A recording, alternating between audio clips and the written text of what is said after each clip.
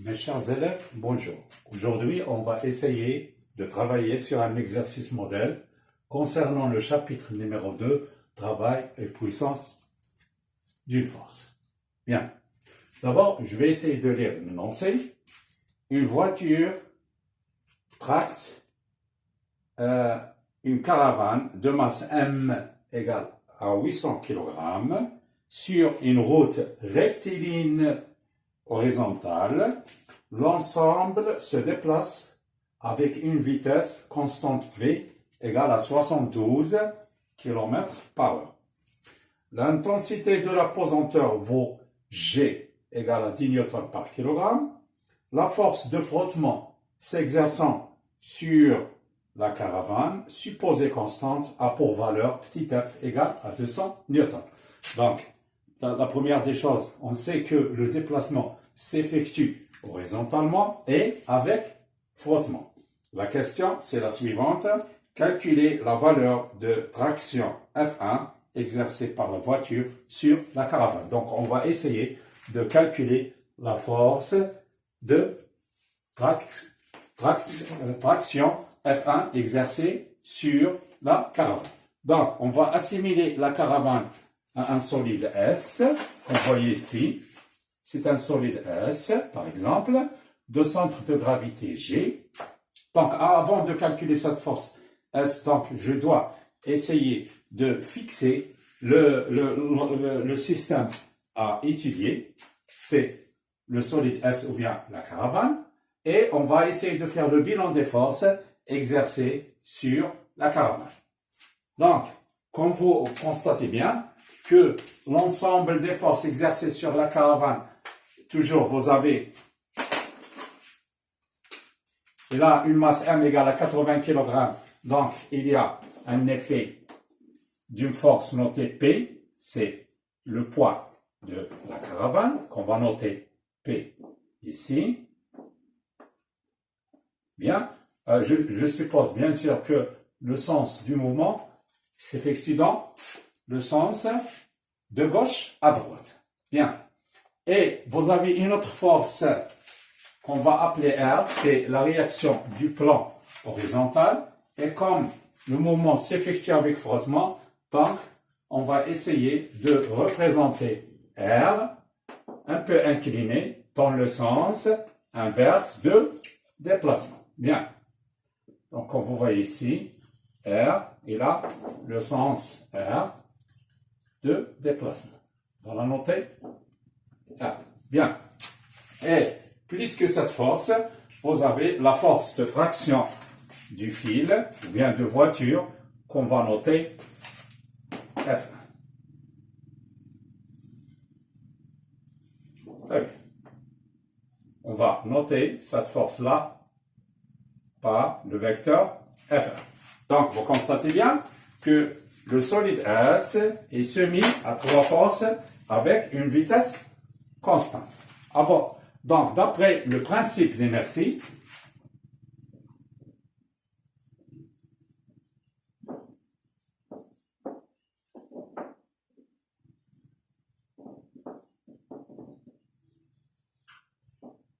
donc, le déplacement s'effectue à vitesse constante, donc, sigma des forces extérieures exercées sur le solide égale au vecteur nul.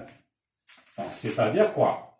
C'est-à-dire que le poids plus la réaction plus la force de traction F1 égale au vecteur nul.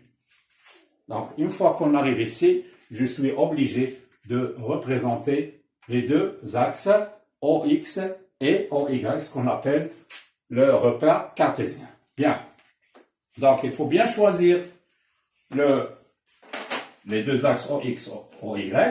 L'axe OX, il sera représenté horizontalement dans le même sens de déplacement. On va la noter. Ici, bien sûr, c'est l'axe OX.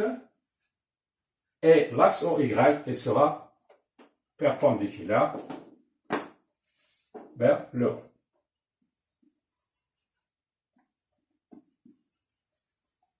bien, vers le haut. Bien. O, Y. Donc, bien sûr. Alors, donc je vais essayer de représenter les trois vecteurs sur, ou bien de projeter les trois vecteurs sur l'axe OX et OY. Alors, regardez bien. Je commence d'abord par le poids. Le poids P, il est parallèle à l'axe OY et dans le sens contraire. Donc, sa projection sur l'axe OX, c'est 0, mais sur l'axe OY, c'est moins P, parce qu'il a le sens contraire de OY. Très bien. Alors, ce qui concerne la réaction R, comme il s'agit d'un mouvement qui s'effectue avec frottement, donc R, il est incliné. Je vais essayer de faire la projection de R sur OX.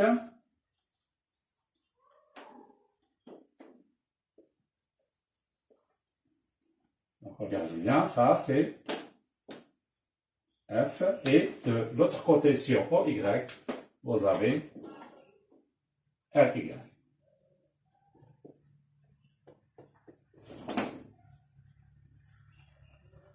Bien. Donc, vous avez F dans le sens contraire de OX et RY dans le même sens de OY. Donc, je vais écrire, c'est moins F et RY a le même sens que OY, c'est plus RY. Bien. Donc, la dernière projection, ça sera pour F1. Regardez bien. Alors, pour F1, vous constatez bien que F1, elle est parallèle à l'axe OX, elle a le même sens. Donc, automatiquement, sur OY, c'est 0, et sur OX, c'est plus F1. Et on travaille dans un repère cartésien, donc, on va, le vecteur 0, ou bien le vecteur 0, bien sûr, ça sera 0, 0. Bien. Alors, moi, dans cette question, je suis en train de calculer la valeur de F1, donc je travaille uniquement sur la projection OX. Donc, sur OX, on a, regardez bien, 0 moins F plus F1 égale 0. Donc, je conserve la projection sur OX. Donc, finalement, qu'est-ce qu'on a? On a moins F plus F1 égale 0, c'est-à-dire que F1 égale à plus petit f. D'accord? Donc, finalement, on a trouvé que la force d'attraction de la voiture sur la caravane égale la valeur de la force de frottement. Donc, on passe à l'application numérique. Ça donne que F1, et on a déjà la valeur de petit f, c'est 200 newtons. Donc, F1 égale à 200 newtons. Bien. Très bien. Alors, maintenant, on passe à la question numéro 2. La question numéro 2, c'est calculer la puissance P1 développée par la force de traction. C'est-à-dire, tout simplement, on va essayer de calculer la puissance développée par F1. Donc, on va essayer de faire appel au rappel de cours. On sait que la puissance, qu'on va noter P1, égale au travail de la force F1 lorsqu'il se déplace d'un point A vers un point B sur la durée delta t. Alors, regardez bien. Donc, ce qui concerne le mouvement de S, il est horizontal. On suppose qu'il se déplace de A vers B. La force F1, il est dans ce sens. Voilà. Et le déplacement, le vecteur AB, se déplace de A vers B. Ça, c'est le vecteur AB. Alors, comme nous avons vu dans le cours, lorsqu'il s'agit d'un mouvement rectiligne, le travail de la force lorsqu'il se déplace de A vers B égale le vecteur F1 fois le vecteur AB. Alors, vous constatez bien que les deux vecteurs sont parallèles, ils ont le même sens. Donc, égale F1 fois AB fois cosinus 0, parce qu'ils ont le même sens et ils sont parallèles. Donc, l'angle qui existe entre la force F1 et AB, c'est 0. Et cosinus 0, c'est 1. Donc, finalement, on tombe sur la relation. C'est la force F1 fois la distance AB. Donc, je vais essayer de remplacer le travail de F1 dans l'expression précédente par cette relation. Donc, P1 égale F1 fois la distance AB divisé par delta T. Bien. Alors, comme nous avons déjà vu lorsqu'il s'agit d'un mouvement rectiligne uniforme, c'est-à-dire avec une vitesse constante, la vitesse égale, c'est la distance AB divisée par delta T. Donc, on va essayer de remplacer AB sur delta T par la vitesse V. Et finalement, on va avoir que P1, donc je vais essayer de remplacer AB delta par la vitesse V. Donc, ça donne que P1 égale à F1 fois la vitesse V. Bien. Donc, maintenant, je passe à l'application numérique. Ce qui concerne les unités, la force F1 est exprimée en newton. La vitesse V, c'est mètres par seconde. Et vous avez dans les données, est exprimée en kilomètres par heure. Donc, pour la convertir en mètres par seconde, je vais essayer de diviser par 3,6. Et ça va donner, c'est 20 mètres par seconde. D'accord? Donc, je vais essayer de passer à l'application numérique. Application numérique, ça donne que P1 égale F1, c'est déjà trouvé, c'est 200 newtons, fois V, c'est 20. Donc, ça va donner, c'est 4000 watts. Parce que l'unité de la puissance est exprimée en watts. Très bien.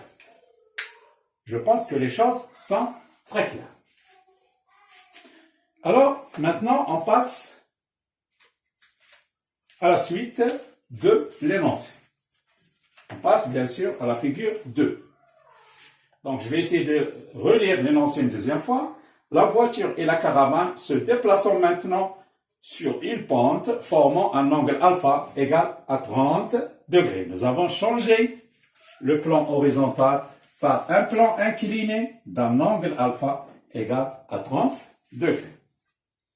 Donc, la question, on gardera la même valeur que la force de frottement. On n'a pas changé la force de frottement, on n'a pas changé de masse, on n'a pas changé de G. Donc, qu'est-ce que nous avons changé? Nous avons changé le plan. Donc, nous avons changé le plan. Bien. Donc, la question, c'est la suivante. On va essayer de calculer la nouvelle force de traction notée F2 et sa puissance P2. Bien. Alors, il faut faire très attention ici. Donc, je vais essayer de travailler sur le plan numéro 2.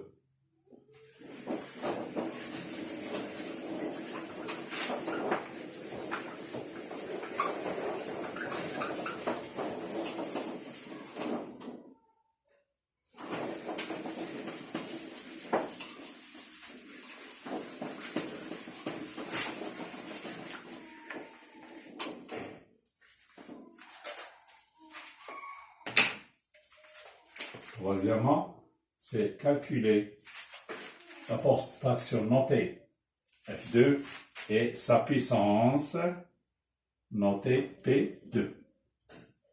Très bien. Alors, regardez, avant de calculer cette force F2, on va essayer de faire le bilan des forces. Comme vous constatez, il n'y a pas de changement il n'y a pas changement de force. On garde toujours les trois forces, mais à la place de F1, on va noter F2. Donc, le corps S ou bien la caravane est soumis à trois forces. Donc, je vais essayer, comme tout à l'heure, de représenter les trois forces sur la figure 2 du plan incliné. D'abord, je représente F2. Donc, F2, il est toujours la même. Regardez ici.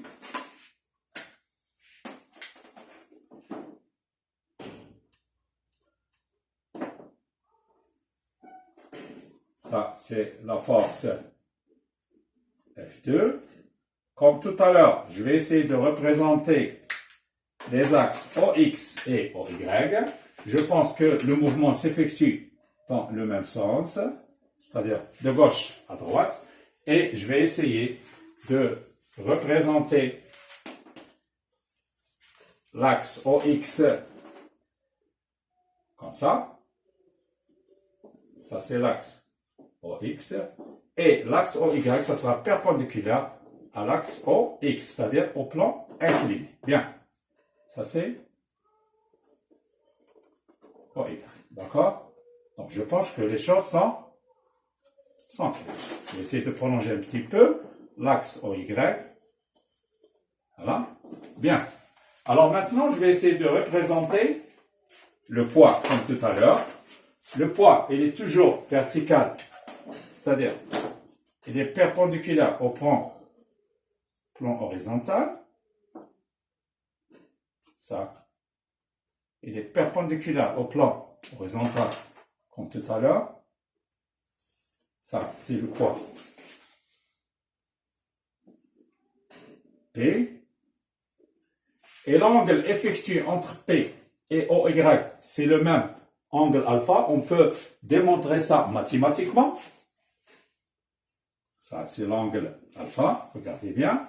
Alors, comme le mouvement s'effectue avec frottement, donc R, il ne sera plus perpendiculaire en plan incliné, mais il est incliné un petit peu comme ça.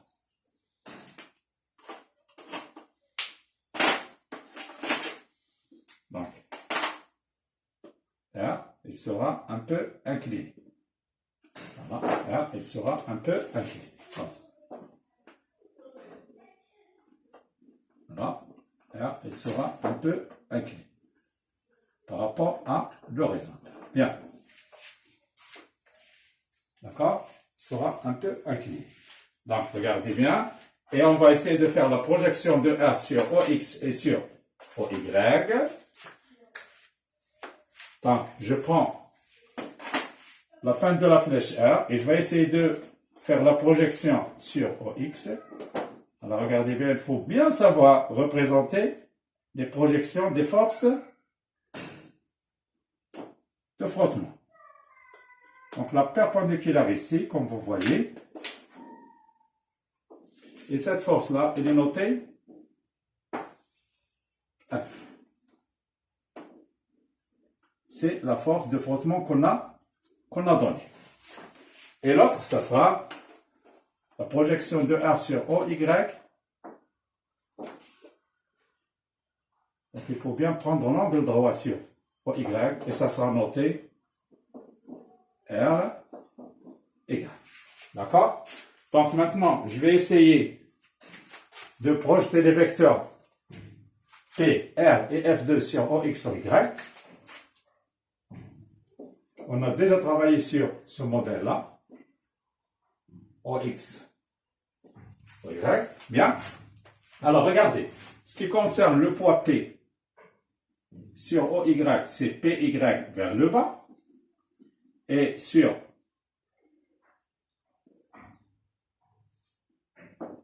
OX, c'est PX vers la gauche. Alors, on va essayer d'écrire PX, PY.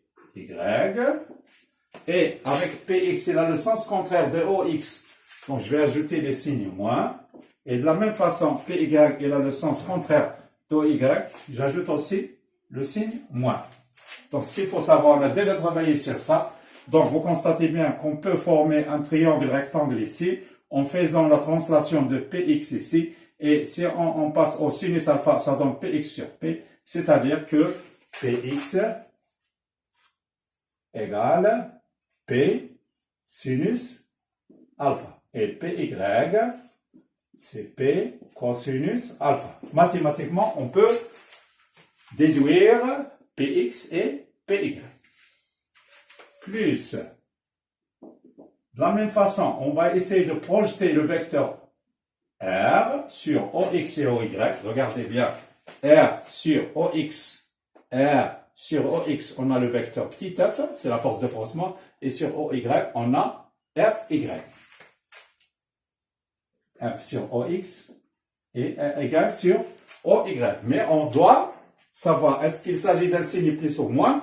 Donc F est là, le sens contraire de OX, je vais ajouter le signe moins.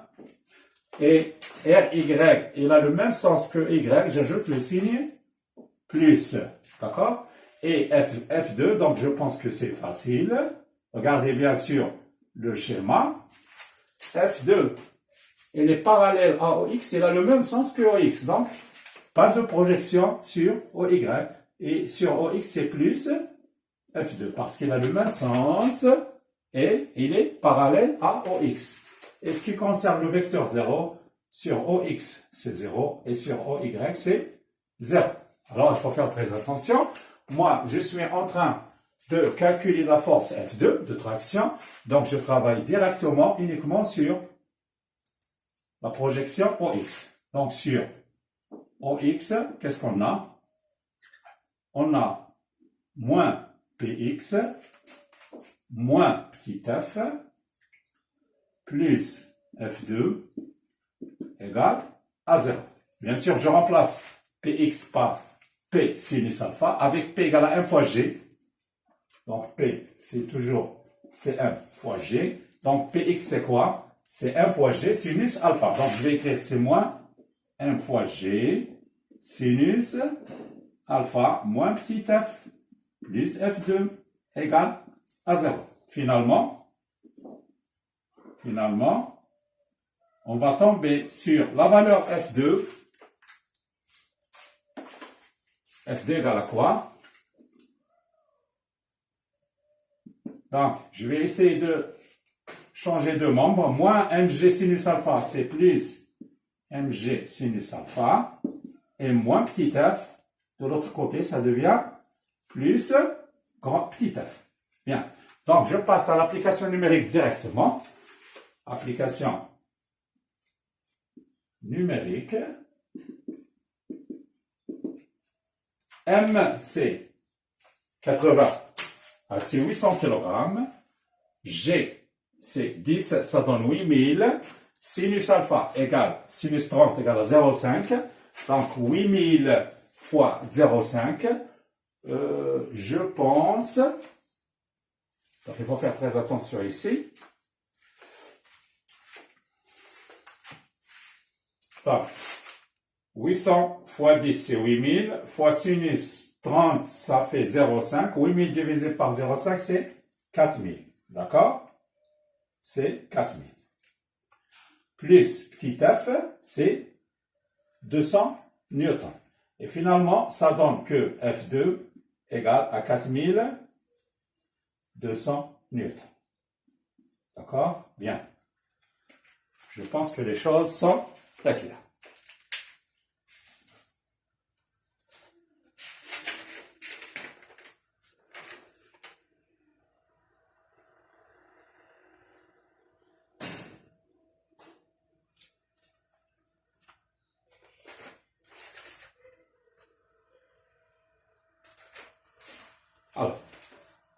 Alors, finalement, maintenant, on va essayer de calculer la puissance P2 développée par la force F2. Donc, on va essayer de faire la même chose que tout à l'heure.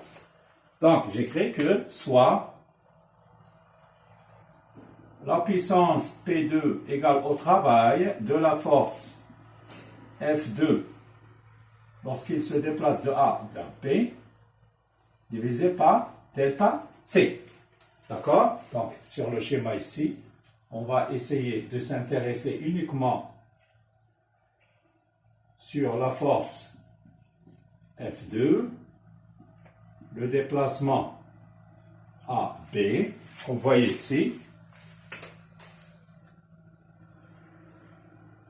Donc, on va essayer de faire la même chose, que le travail de F2 égale au vecteur F2 fois le vecteur AB. Vous constatez bien que F2 et AB sont parallèles, ils ont le même sens. Donc, pour simplifier la tâche, on tombe directement sur le travail de F2 égale à la force F2 fois AB. Parce que cosinus 0, c'est comme tout à l'heure, c'est la même chose. Hein? Donc, je remplace l'expression du travail par F2 fois AB sur delta T. Et de la même façon, AB sur delta T, c'est la vitesse V qu'on a déjà donnée. Donc, la puissance P2 égale la force F2 fois la vitesse V qu'on a conservée. C'est-à-dire qu'on a gardé la même valeur, c'est 72 km par heure, qu'on a converti en mètres par seconde. Donc, la valeur trouvée, c'est 20 mètres par seconde. Donc, qu'est-ce qu'on va faire? On va essayer juste de faire une petite application numérique. Donc, vous avez P2 égale, F2 c'est déjà calculé, c'est 4200 newtons, multiplié par 20 mètres par seconde. Donc, ça va donner combien? Ça va donner 42, ça fait 84 000 watts. Bien. 84 000 watts. Donc, je pense que les choses sont claires. Et finalement, on est arrivé à la fin de l'exercice modèle. Je pense que vous avez bien compris. Et je vous demande d'essayer de réviser une deuxième fois ce que nous avons fait. Et à la prochaine fois et à bientôt.